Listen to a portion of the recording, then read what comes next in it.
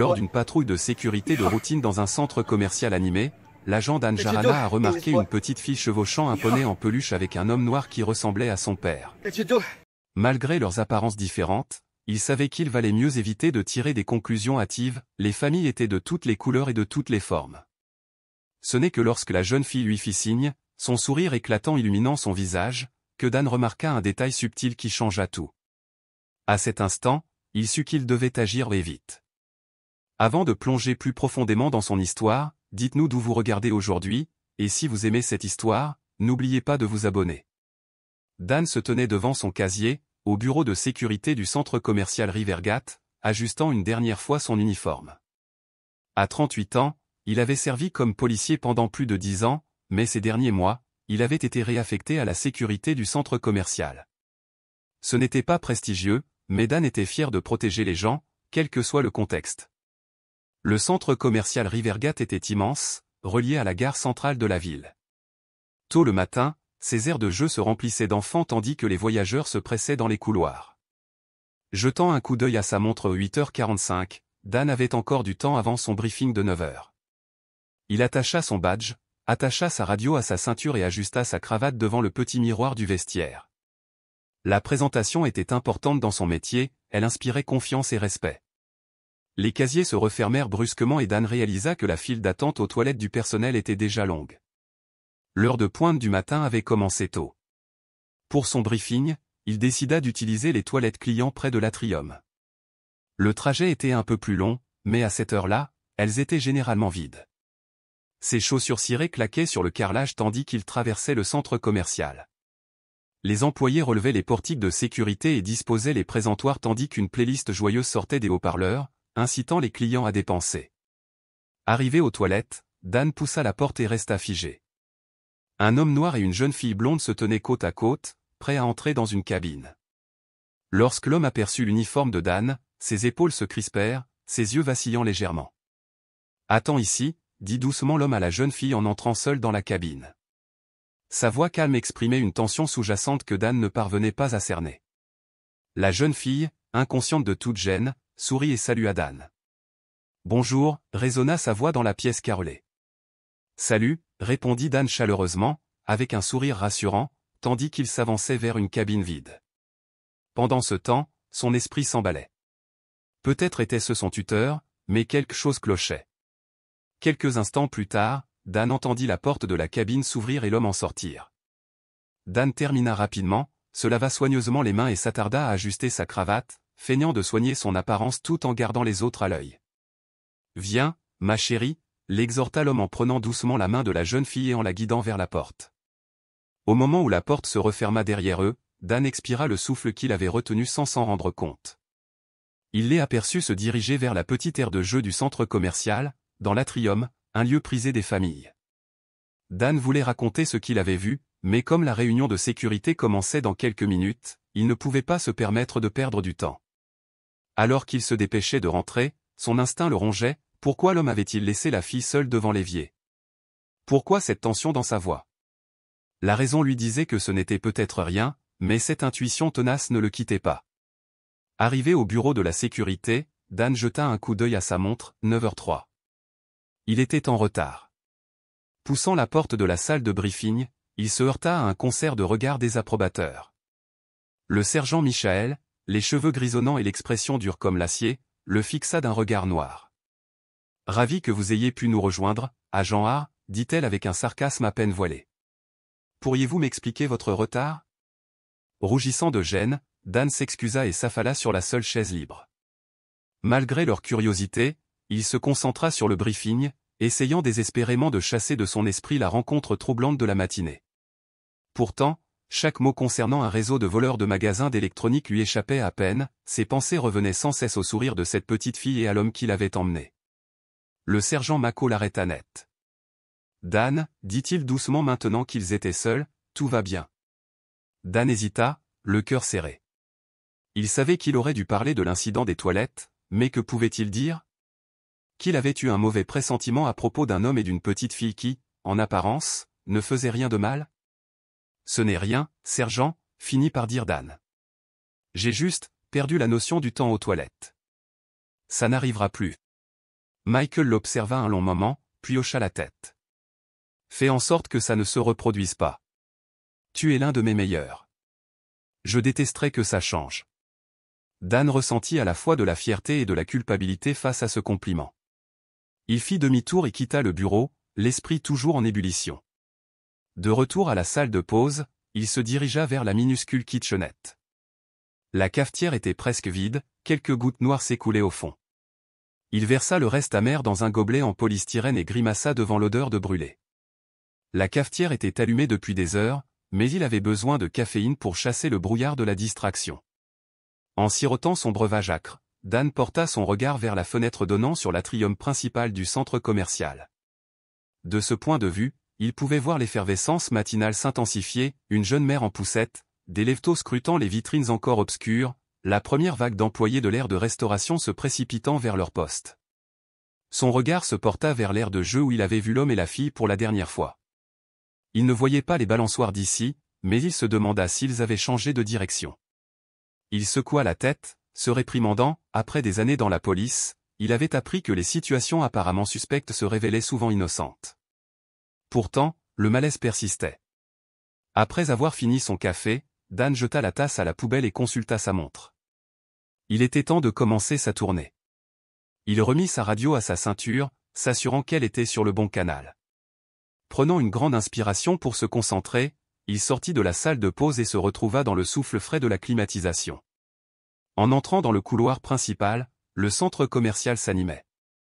Les portes des magasins s'ouvraient en claquant au-dessus de leur tête, et l'odeur du café frais et des viennoiseries chaudes s'échappait de l'aire de restauration. Dan regretta presque son café rassis. Il commença sa patrouille, scrutant la foule grandissante de clients et d'employés, saluant d'un signe de tête nonchalant les visages familiers. Mais malgré la routine, ses pas le guidèrent vers l'atrium. Il se dit qu'il était simplement minutieux, vérifier l'aire de jeu faisait partie de son travail. Mais au fond, il espérait les revoir. Attiré par les éclats de rire occasionnels des enfants, Dan s'approcha de l'aire de jeu. Une poignée de jeunes familles s'étaient rassemblées, des bambins grimpaient, des parents serrant leur tasse de café sous leurs yeux. Puis il les vit. La petite fille Anna, il avait déjà retenu son nom, était perchée sur un poney en plastique, ricanant en se balançant d'avant en arrière. L'homme se tenait derrière elle, les mains sur les poignets, la poussant doucement. On aurait dit des parents et leur enfant profitant d'une sortie matinale. Dan ralentit le pas, essayant d'avoir l'air décontracté. La jeune fille leva les yeux, son visage s'illuminant à sa vue. « Rebonjour, officier », lança-t-elle en agitant la main avec enthousiasme. Dan leva la main pour le saluer et sourit. Mais lorsqu'il se tourna vers l'homme, quelque chose changea. La chaleur enjouée disparut de son regard, remplacée par une expression tendue et réservée. Son regard se porta partout sauf sur Dan. Ce changement soudain raviva les soupçons de Dan. Il fit un autre pas en avant, hésitant à s'approcher, lorsqu'une agitation soudaine attira son attention, un bruit sourd et un halètement collectif de la petite foule. En un instant, Dan fut aux côtés du poney. La fillette était allongée sur le sol moelleux, une petite main pressée contre sa lèvre. « Ça va » demanda-t-il en s'accroupissant à côté d'elle. Elle se redressa lentement, la lèvre inférieure tremblante, les yeux secs. Une légère coupure marquait l'endroit où elle s'était mordue en tombant.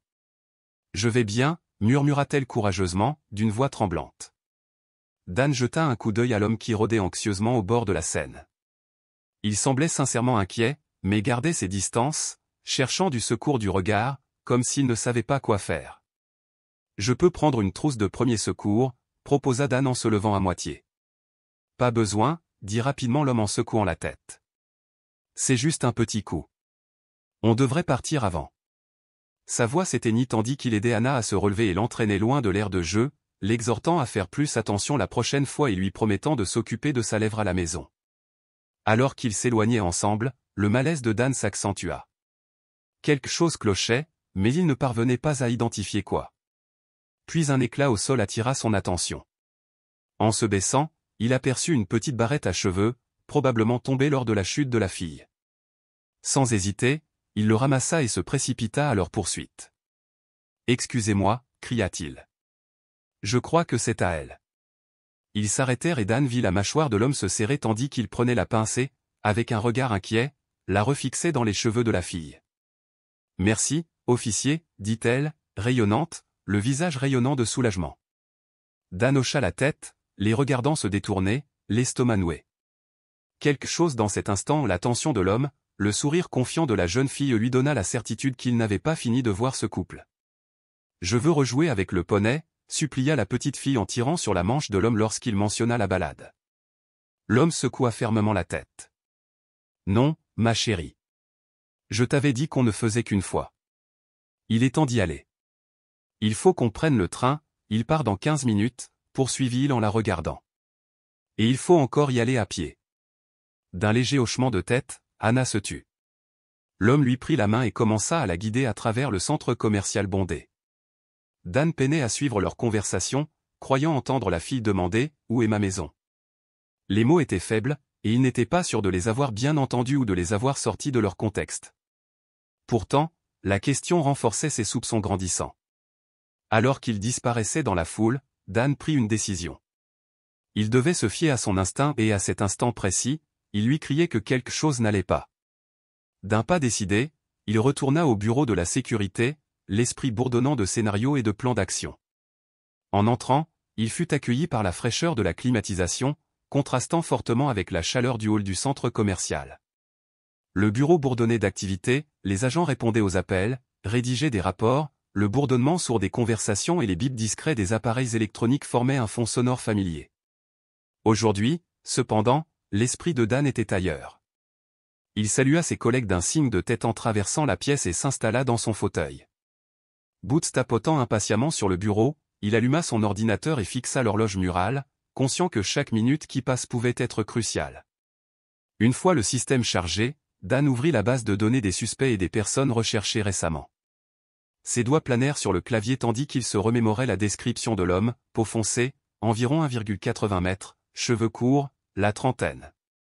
Il saisit ces informations dans les filtres de recherche et appuya sur Entrée. S'adossant à son fauteuil, Dan repensa à leur rencontre, les regards nerveux de l'homme, la lutte de la jeune fille avec sa barrette, cette étrange question sur sa maison. Chaque détail contribuait à un tableau de plus en plus troublant. Un léger bip attira son attention sur l'écran. Son cœur battait la chamade lorsque plusieurs entrées correspondantes apparurent. Parmi les 8 vignettes, une sauta aux yeux, elle ressemblait à l'homme qu'il avait vu. Il se pencha et cliqua sur le fichier. Le visage remplit l'écran, le même que celui du centre commercial quelques minutes plus tôt. Malcolm Reed, lut Dan à voix haute, d'une voix à peine plus forte qu'un murmure. En parcourant le dossier, un frisson lui parcourut l'échine. Les accusations étaient horribles, des crimes contre des enfants. L'espace d'un instant, Dan se figea, la gravité de la situation l'écrasant. Il avait fait confiance à son instinct, et maintenant les enjeux étaient plus élevés qu'il ne l'aurait jamais imaginé. Quelque part dans le centre commercial, un enfant innocent était avec un prédateur connu. Sortant de sa paralysie, Dan bondit sur ses pieds. Sa chaise recula et heurta le mur, attirant l'attention de l'agent Lisa, au bureau voisin. « Tout va bien ?» demanda-t-elle, avec une pointe d'inquiétude dans la voix. Dan se retourna, l'air sombre. « Lisa, j'ai besoin de ton aide. On a un problème. » Il expliqua rapidement ce dont il avait été témoin et la découverte accablante concernant Malcolm Reed. Les yeux de Lisa s'écarquillèrent, son instinct de sécurité prenant le dessus. « Il faut vérifier les images de vidéosurveillance, » dit-elle en se levant.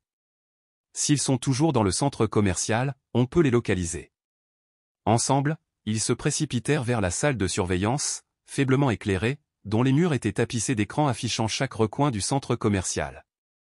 3 agents vigilants scrutaient les écrans à la recherche du moindre signe de problème. « Nous recherchons un homme et une petite fille », annonça Dan avec urgence. Il décrivit Malcolm et Anna en détail, insistant sur la nécessité de les retrouver immédiatement. Les doigts volaient sur les claviers tandis que les agents rembobinaient et avançaient rapidement les images des caméras. Les instants s'écoulèrent jusqu'à ce que Lisa pointe soudain du doigt. « Ici », s'écria-t-elle en désignant un écran. L'écran montrait Malcolm et Anna entrant dans un ascenseur en direction de la gare centrale. Dan n'hésita pas saisissant sa radio, il donna des instructions à ses collègues postés près de la gare, « Soyez attentifs à un homme noir d'environ 1,80 m, vêtu d'une veste noire, accompagné d'une fillette blonde de 10 ans. Approchez prudemment, n'alertez pas le suspect. Enlèvement d'enfants possible en cours. » Il se tourna vers Lisa, la détermination et l'inquiétude lisant son visage. J'ai besoin que tu viennes avec moi. On va à la gare centrale. Alors qu'il s'élançait hors de la salle de surveillance, l'esprit de Dan s'emballait. Si Malcolm se sentait acculé, tout pouvait arriver. Protéger la jeune fille était leur priorité absolue. Arrivé aux ascenseurs, Dan appuya à plusieurs reprises sur le bouton d'appel, espérant que la voiture arriverait plus vite. Quand elle arriva enfin, ils s'entassèrent, les portes se refermant derrière eux. Une fois arrivés, dit Dan en expirant profondément tandis que l'ascenseur descendait, on se sépare. On couvre plus de terrain. Appelle-moi immédiatement si tu les repères, mais n'approche pas, sauf en cas d'absolue nécessité. Lisa hocha la tête, le visage résolu. Au niveau de la gare, les portes s'ouvrirent pour révéler l'effervescence de la gare centrale, une cacophonie d'annonces, de conversations et de grondements de train, l'air était chargé d'odeurs de fast-food et d'humidité. Dan et Lisa sortirent, les yeux rivés sur la foule. « Prenez le nord », ordonna Lisa. « Je m'occuperai du sud. » Restez à l'écoute. Avec des hochements de tête déterminés, ils se séparèrent, chacun scrutant la mer de passagers, sachant que les prochaines minutes pourraient changer des vies pour toujours. Malcolm et Anna allaient dans des directions opposées, le cœur battant, scrutant chaque visage qu'ils croisaient. Ils se faufilèrent méthodiquement dans la station, vérifiant chaque quai, scrutant chaque boutique et observant chaque couple d'enfants et d'adultes qu'ils croisaient. Les minutes s'écoulèrent, chacune d'elles renforçant l'angoisse qui rongeait l'estomac de Dan. Et s'ils avaient déjà quitté la gare? Et s'ils étaient montés dans un train juste au moment où Dan s'apprêtait à appeler Lisa pour prendre des nouvelles? Puis il les vit, Malcolm debout à un kiosque, apparemment en train de recharger une carte de transport, et Anna à ses côtés, la curiosité dans le regard au milieu de la foule animée. Dan retint son souffle. Il n'était plus qu'à 15 mètres. Se déplaçant prudemment pour ne pas attirer l'attention, il s'approcha. Il vit les mains de Malcolm trembler tandis qu'il introduisait des pièces dans la machine, Anna se balançait d'un pied sur l'autre, visiblement lasse d'attendre. À une dizaine de mètres, Anna se retourna et son visage s'illumina en voyant Dan. Elle la salua joyeusement. Malcolm releva brusquement la tête au son de la voix d'Anna, et lorsque son regard croisa celui de Dan, celui-ci vit la reconnaissance et la peur se lire sur le visage de l'homme. Avant que Dan puisse parler, Malcolm s'élança, se frayant un chemin à travers la foule, laissant Anna seule et désemparée. Le cri d'Anna fut étouffé par le vacarme de la station. Instinctivement, Dan alluma sa radio. Suspect en fuite vers le quai 3 où les unités convergent. La fille est saine et sauve, mais seule près des distributeurs de billets. Il s'agenouilla près d'Anna, la regardant à hauteur d'œil. « Reste ici, ma chérie, dit-il d'un ton pressant. Un autre agent viendra te chercher. Je dois attraper ton père. » Sans attendre sa réponse, Dan courut après Malcolm, se faufilant entre les passagers surpris. Il entendit la voix de Lisa grésiller dans sa radio, « J'ai la fille, elle est saine et sauve. » Jetant un coup d'œil par-dessus son épaule, le soulagement l'envahit. Il se concentra à nouveau sur la poursuite. Malcolm se précipita au coin d'un couloir, cherchant désespérément une issue de secours. Dan appela des renforts, avertissant tous les agents de sécurité de rester en état d'alerte.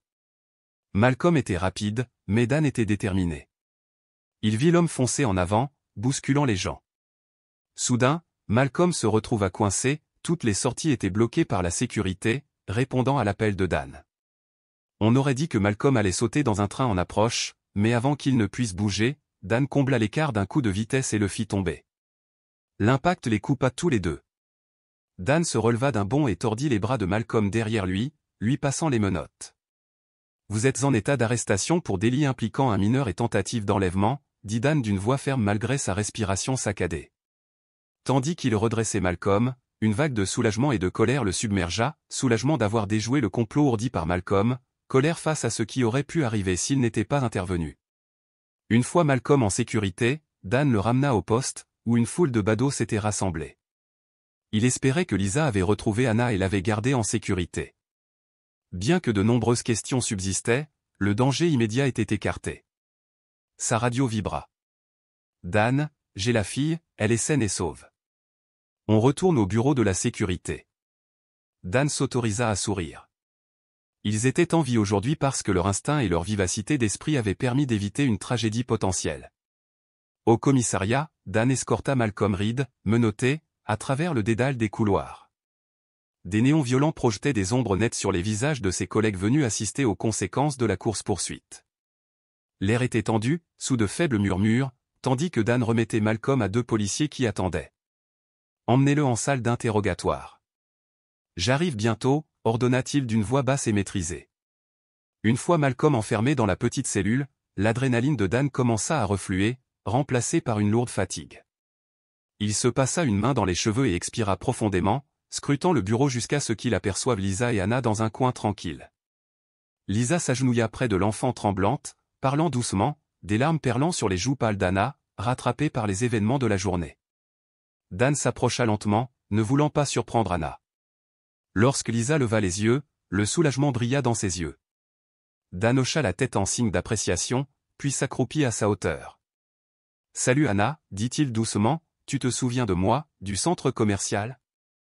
Anna leva ses grands yeux bleus et hocha la tête, d'une voix à peine plus basse, « Vous êtes un bon agent. » Le cœur de Dan se serra face à son innocence. « C'est vrai, je suis l'agent Dan. Pouvez-vous me dire comment vous vous sentez maintenant ?» Sa lèvre inférieure tremblait. « J'ai peur, » admit-elle. « Où est mon papa ?» La confiance absolue dans sa question transperça le cœur de Dan. Il échangea un regard avec Lisa, conscient de la fragilité de ce moment. Comment expliquer à un enfant que la personne en qui elle avait confiance n'était pas celle qu'il prétendait être? Anna parla doucement, d'une voix calme mais ferme. « L'homme avec qui tu étais Dan n'est pas vraiment ton père. Peux-tu me dire si c'est vrai ?» Anna fronça les sourcils, la confusion obscurcissant son petit visage. « Je ne sais pas, » murmura-t-elle. « Il a promis d'être mon père. Il a dit qu'il me ramènerait à la maison. » Dan sentit son cœur se serrer, mais il garda un ton doux. « Alors, ce n'est pas ton vrai père ?» Anna hésita, puis hocha lentement la tête. « Non, mais il a promis. » Dan laissa échapper un long soupir, adoucissant encore sa voix. « Parfois, Anna, les gens disent des choses qui ne sont pas vraies.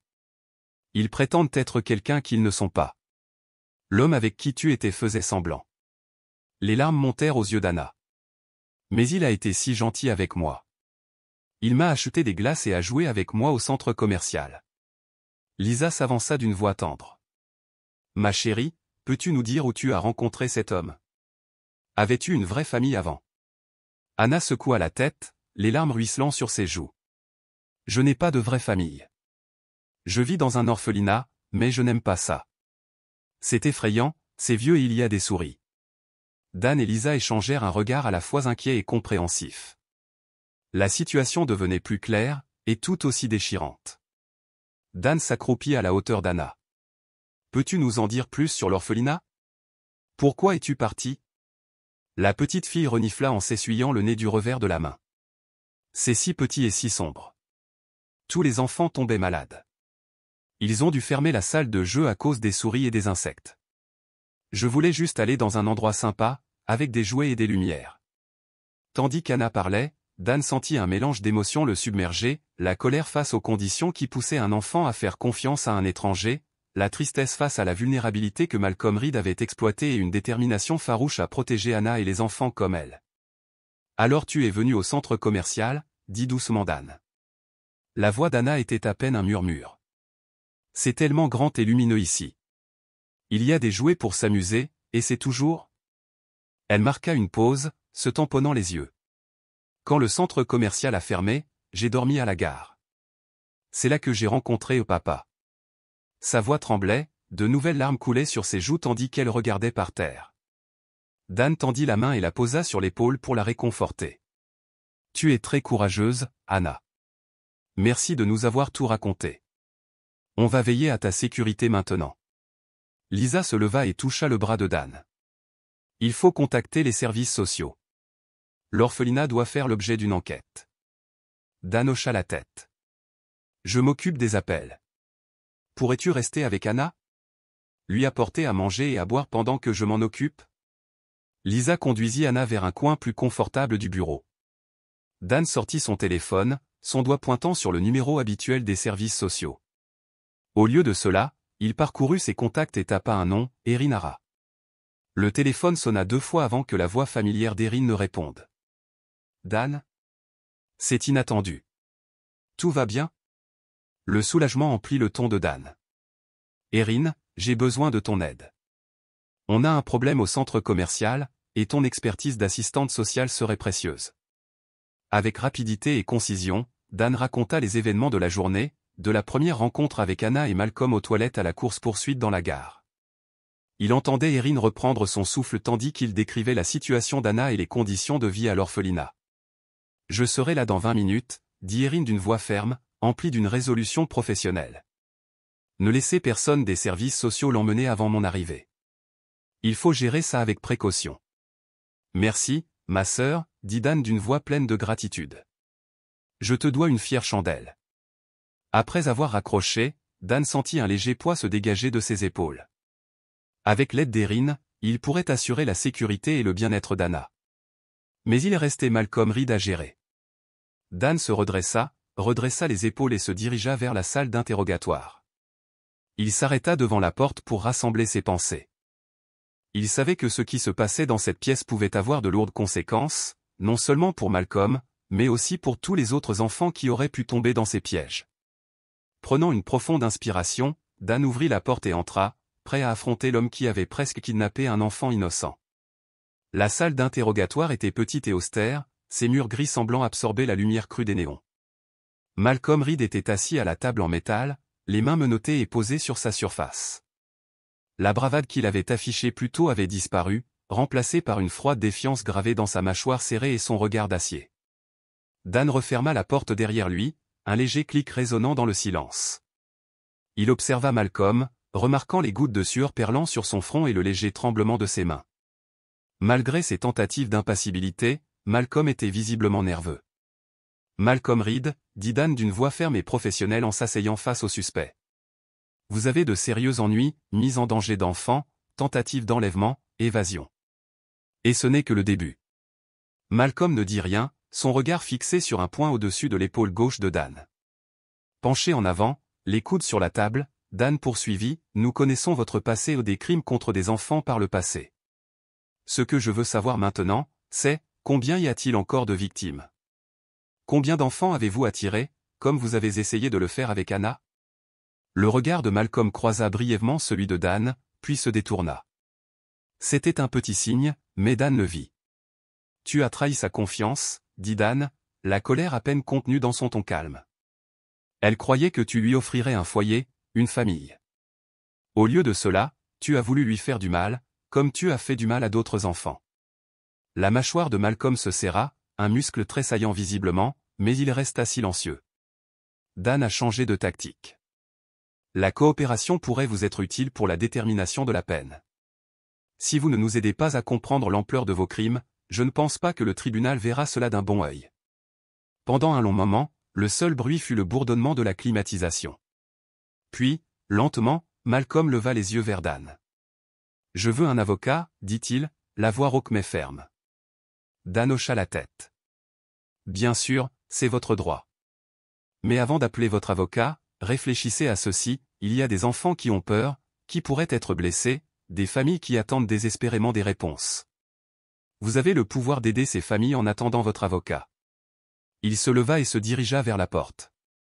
Alors qu'il s'approchait de la poignée, la voix de Malcolm l'arrêta. « Attendez. » Dan se retourna, la main toujours sur la poignée. Malcolm s'affaissa en avant, les épaules lourdes comme s'il portait un poids énorme.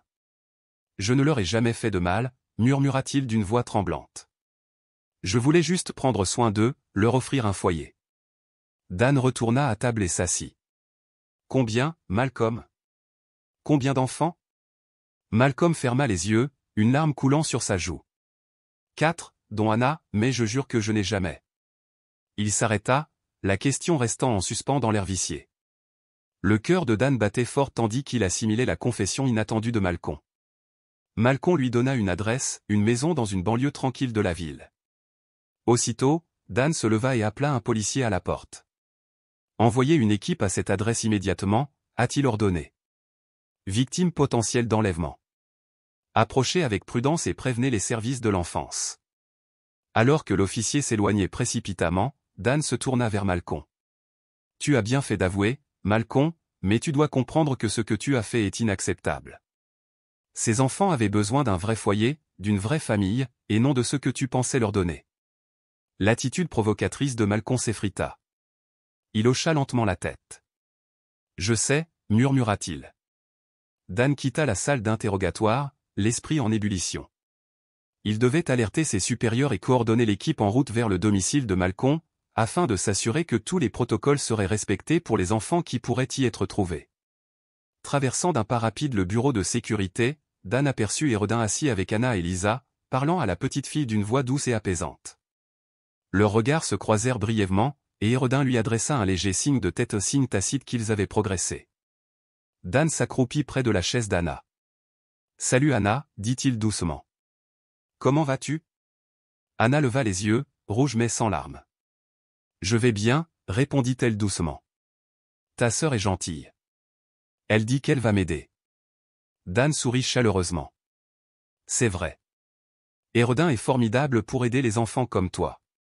Et j'ai une nouvelle qui pourrait te rassurer, nous avons découvert que l'homme avec qui tu étais essayait d'aider d'autres enfants. Nous veillerons à leur sécurité, tout comme nous veillerons à la tienne. » Hérodin haussa un sourcil, désirant visiblement plus de détails, mais comprenant que ce n'était pas le moment de poser la question devant Anna. La petite fille s'installa un peu plus confortablement dans son fauteuil.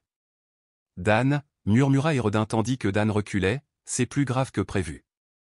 Ces enfants auront besoin de beaucoup de soutien, et nous devons encore régler les problèmes à l'orphelinat d'Anna. » Dan hocha la tête, conscient du poids de la situation. « Un pas à la fois, dit-il. Pour l'instant, concentrons-nous sur la sécurité d'Anna. » Hérodin accepta, et Dan transmit à Lisa la confession de Malcolm et le discours, ainsi qu'un bref résumé des événements de la journée. De toute son âme, il le pressait de rejoindre l'équipe de secours en personne, mais il savait que sa place était ici, soutenir son équipe et, surtout, veiller à ce qu'Anna se sente bien entourée. Il se tourna vers Anna et Hérodin. Hérodin parla doucement à la petite fille calme, qui jouait maintenant avec le bord de sa chemise. « Anna, dit Hérodin, il y a peut-être d'autres endroits où tu pourrais aller, des endroits où tu serais en sécurité et heureuse. » Hérodin tendit une tablette à Anna et Dan, montrant des images d'orphelinats lumineux et joyeux, avec des enfants souriants et des salles de jeux animés. Les yeux d'Anna s'écarquillèrent d'intérêt, mais un léger froncement de sourcils apparut bientôt. « Qu'est-ce qui ne va pas, ma chérie ?» demanda Hérodin, remarquant l'expression d'Anna. Anna se mordit la lèvre et baissa les yeux vers ses mains. « Elles ont toutes l'air jolies, dit-elle doucement, mais tu as dit qu'elles étaient loin. Je ne reconnaîtrai personne là-bas. » Dan et Hérodin échangèrent un regard compréhensif. Après tout ce qu'elle avait traversé, l'idée de déménager dans un endroit totalement nouveau devait lui sembler insurmontable. « Anna, dit doucement Dan, je sais que c'est effrayant d'envisager un nouvel endroit. Mais parfois, un nouveau départ peut être bénéfique. Tu aurais d'autres enfants avec qui te lier d'amitié et des gens qui prendraient grand soin de toi. » Anna hésita, l'incertitude persistant dans son regard. « Je sais, dit-elle, mais je crois que je préférerais retourner à mon ancien orphelinat, même s'il n'est pas très agréable. Au moins, je connais les autres enfants là-bas, et mademoiselle Agnès essaie d'arranger les choses pour nous. » Hérodin se pencha en avant, d'une voix douce et compréhensive. « Tu es sûre, Anna ? Tu nous as parlé des problèmes là-bas, les souris, la salle de jeu fermée, des enfants malades. » Anna hocha la tête, son jeune visage empreint de détermination. « J'en suis sûre, promit-elle. Je ne m'enfuirai plus. Je veux juste quelque chose que je sais. » Dan se tourna vers Hérodin pour obtenir son avis professionnel. Hérodin hocha légèrement la tête, même si ce n'était pas idéal, le retour d'Anna pourrait être acceptable s'il prenait les bonnes mesures. « D'accord, Anna, dit Dan, si c'est vraiment ce que tu veux, on te reprend. Mais promets-moi une chose, si les choses empirent, ou si jamais tu as peur ou que tu es malheureuse, tu m'appelleras. À toute heure du jour ou de la nuit. » Il lui tendit une de ses cartes avec son numéro personnel inscrit au dos. Le visage d'Anna s'illumina d'un sourire sincère. « Tu vas vraiment me laisser t'appeler ? » « Je te le promets, dit Dan. Je ferai tout mon possible pour t'aider. » Hérodin ajouta, « Et je prendrai régulièrement de tes nouvelles, Anna. On veillera à ce que la situation s'améliore à ton orphelinat, d'accord ? » Anna serra la carte de Dan comme une bouée de sauvetage. « D'accord. Merci. » Dan se leva et se tourna vers Hérodin. « Ça te dérangerait de venir avec nous à l'orphelinat ? Ce serait bien que tu sois là quand on parlera à mademoiselle Agnès. Hérodin accepta, et tous trois se préparèrent à partir. Alors que Dan sortait du bureau de sécurité, l'espoir et l'appréhension s'entrechoquaient. Il était déterminé à assurer la sécurité et les soins d'Anna, quoi qu'il arrive. Mais Dan savait que la route serait semée d'embûches. Ils montèrent dans la voiture de patrouille, Erin à côté d'Anna sur la banquette arrière, la petite main d'Anna serrant celle de sa sœur, et Dan au volant. Alors qu'ils quittaient le parking du centre commercial pour s'engager dans les rues de la ville, Dan réfléchissait à de nombreux projets. Il devait suivre l'enquête sur Malcolm, prendre des nouvelles des autres enfants disparus et, surtout, s'assurer que les conditions de vie à l'orphelinat d'Anna s'amélioraient. Le trajet jusqu'à l'orphelinat fut bref et silencieux. Le ronronnement régulier du moteur et le doux murmure de la circulation emplissaient le silence de la voiture. De temps à autre, Dan jetait un coup d'œil au rétroviseur. Anna était assise là, son petit visage collé à la vitre, regardant défiler les rues familières.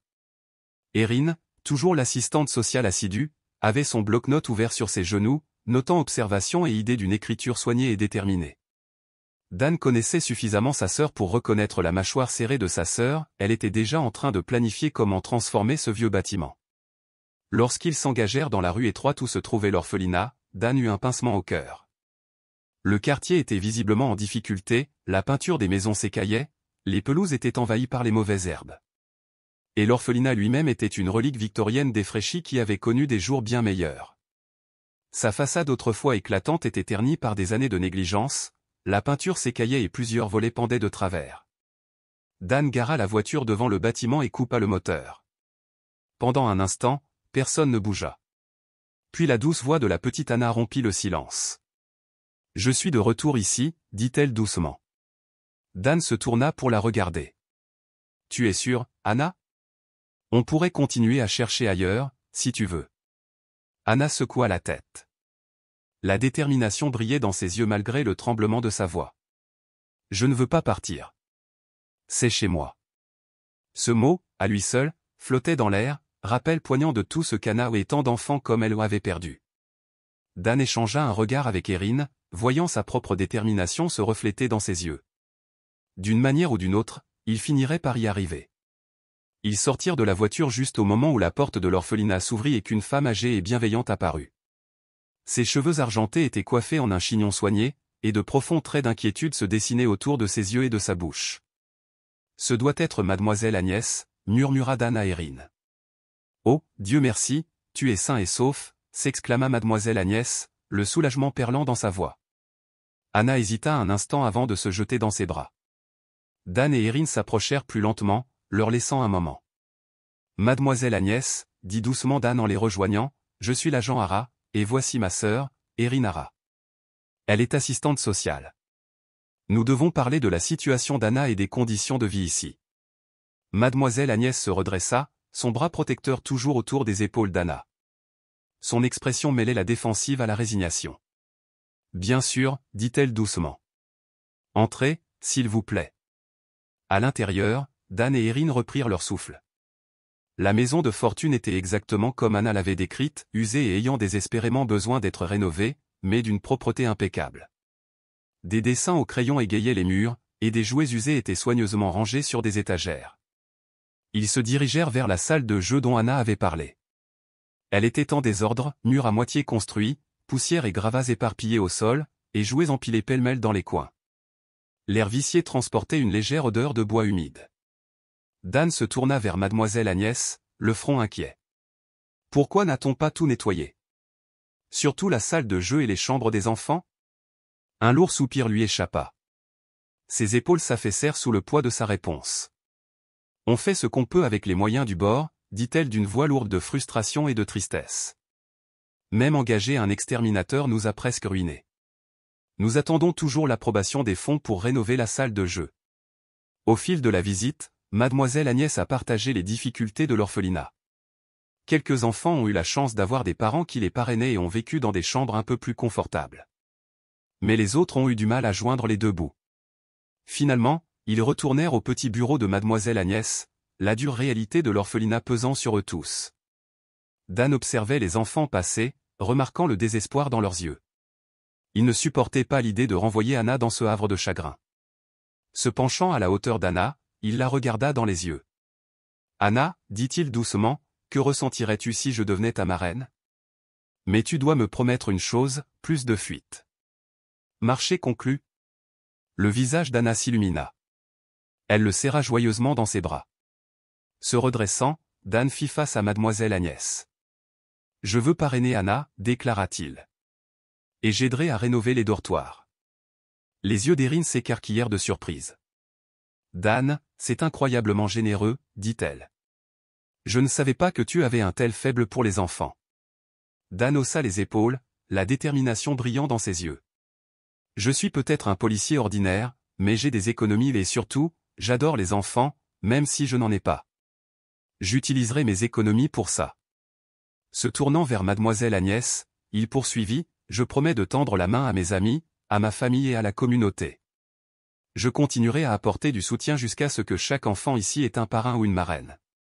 Ces enfants méritent un foyer aimant, ils ne devraient pas avoir à se réfugier dans des centres commerciaux ou d'autres lieux dangereux juste pour trouver du réconfort ou de la joie, comme Anna. Des larmes brillaient dans les yeux de mademoiselle Agnès tandis qu'elle hochait la tête. Erin intervint, la voix pleine d'enthousiasme. On pourrait faire une vidéo pour montrer l'état de l'orphelinat et présenter quelques enfants. Ça pourrait vraiment aider à mobiliser des soutiens. Absolument, acquiesça mademoiselle Agnès, l'espoir vacillant dans son expression. Dan récupéra les coordonnées de mademoiselle Agnès, l'assurant qu'il tenait chacune de ses promesses. Erin lui fit un petit signe de tête. Tu devrais peut-être envisager une reconversion professionnelle, la taquina-t-elle. Tu as un vrai don pour ça. Dan rit en secouant la tête. Je n'abandonne pas mon métier d'agent, mais peut-être pas mon métier de gardien de centre commercial pour toujours. Avant de partir, il s'agenouilla de nouveau devant Anna et lui tendit une carte. Tu peux m'appeler quand tu veux, dit-il. Et peut-être qu'on fera bientôt ce tour au centre commercial ensemble. D'accord? Les yeux d'Anna pétillèrent. Vraiment? Tu reviendras et on pourra y aller. Et il sourit chaleureusement. Je te le promets. Ils échangèrent une dernière accolade avant que Dan et Erin ne remontent dans la voiture. Alors qu'ils s'approchaient du véhicule, Erin bouscula son frère pour jouer. Tu sais, dit-elle avec un sourire, je ne serais pas surprise si tu finissais par élever Anna toi-même avant la fin de l'année. Dan rit à cette pensée, sentant une chaleur dans sa poitrine. Avec une assistante sociale comme toi, ce ne sera peut-être pas trop difficile. Mais allons-y étape par étape. En quittant l'orphelinat, Dan ressentit une vague de détermination, d'espoir et un nouveau but. Ce qui avait commencé comme une journée ordinaire au centre commercial allait changer non seulement la vie d'Anna, mais aussi la sienne.